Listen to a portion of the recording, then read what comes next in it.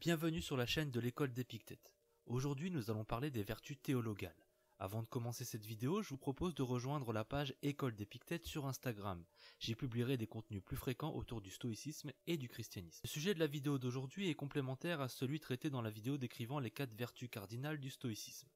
En effet, les vertus théologales du nombre de 3 s'ajoutent à celles-ci, formant ainsi 7 vertus décrites par saint Thomas d'Aquin.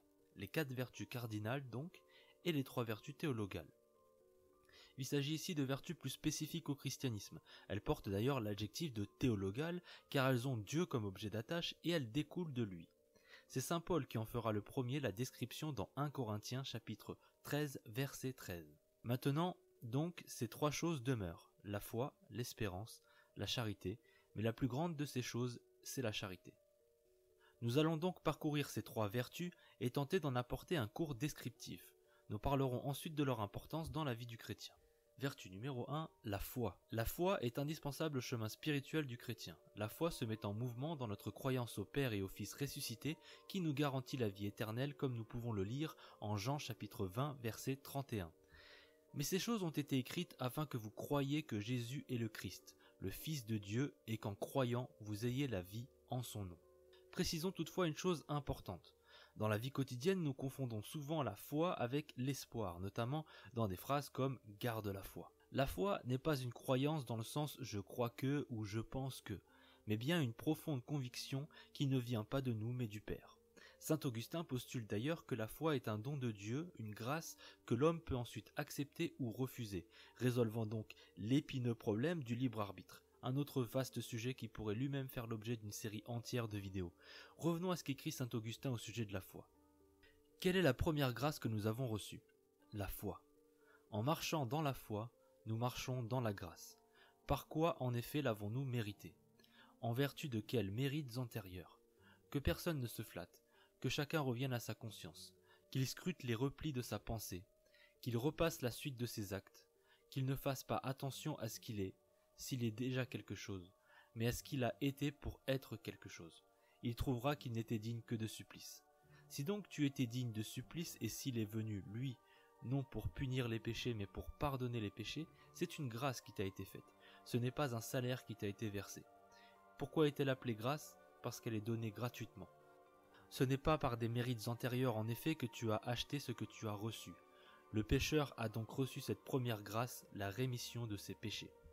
Vertu numéro 2, l'espérance. L'espérance rend consistante notre détermination à marcher sur les pas du Christ malgré les épreuves. Nous avons l'espérance intime de son retour et du salut qu'il nous promet. Là encore, il ne s'agit pas d'un espoir basé sur une envie ou une opinion que nous aurions sur notre futur, mais bel et bien une conviction qui concerne notre salut et qui alimente chaque jour notre détermination et notre volonté. Vertu numéro 3, la charité.